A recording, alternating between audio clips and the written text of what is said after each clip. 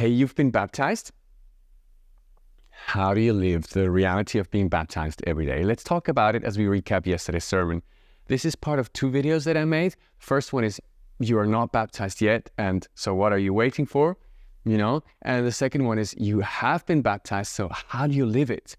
Because baptism is both a ritual and a reality, both something that you have done, an act of faith, and the second one is like a practice of faith. Well, let's take the analogy that I took in the first video, which is being married. There's a reality in the relationship of being married, and there's a ritual of getting married at a wedding, right? So what you do on the wedding actually signifies into the marriage what this is going to be. This is why some people actually just want to live the married life without actually doing the reality, because they feel like you can always back out, right? If you still stay friends, instead of actually having to make a covenant. Now, that's for the other video. Here, in marriage, you signify things into marriage. You say things like, I will be with you in sickness and health, rich or poor, till death do us part. What's mine is yours. You say things like, I serve you with my body I honor you, things like that. And so baptism does the same thing. It signifies something into our future. Now, if you've been baptized, what you essentially have done is you have essentially publicly declared that Jesus is now your life. You are baptized publicly into the Father, the Son, and the Holy Spirit.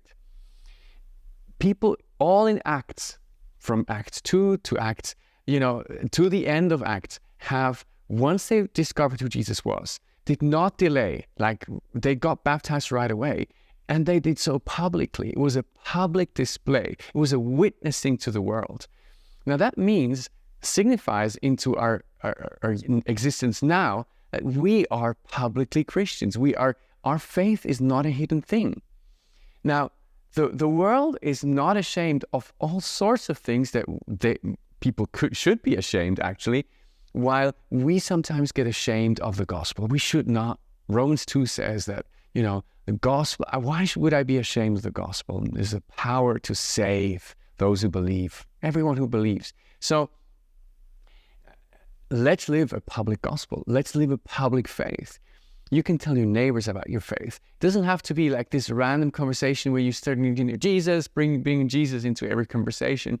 But if you have a way of talking about what did you do the weekend, then you can talk about church. And then once you've talked about church, you can talk about your faith and what it means and things like that. People actually don't mind if you talk about your story, right? So become public about your faith. Don't hide it. Don't be a closeted Christian. Number 2, it's an embodied action, right? With your body, you go fully into water, you go fully out, and you signify the death and the resurrection of Jesus. It is your death and it's your resurrection.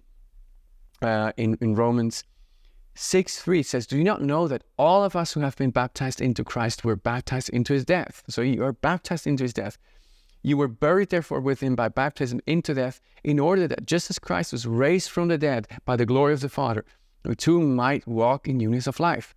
With your body, you enact what Jesus has experienced, right? So it's a good question. Where with your body can you serve God? Can you show Jesus? Now, there's many things that are just normal stuff that Jesus also did, like eating, drinking, walking, whatever. That's fine if you make it connected with Jesus. There's other things where we can really physically serve other people or physically show that this new life is Jesus' life, right? You bless people by helping them. You serve. You pray for healing of other people. You actually believe in the embodiment of the gospel. That would be the point. Last one, it's a sign of obedience, right? Christians who have been baptized do this because Jesus did it too, and he asked us to do it. And so my question to you is, where can you show obedience today? Well, these were just 3 thoughts, and baptism is way bigger than that even, but it points to those three things at least. And so think about that, right? Where can you embody your faith? How can you be public about it? Where can you be obedient today? God bless you guys. Have a wonderful week.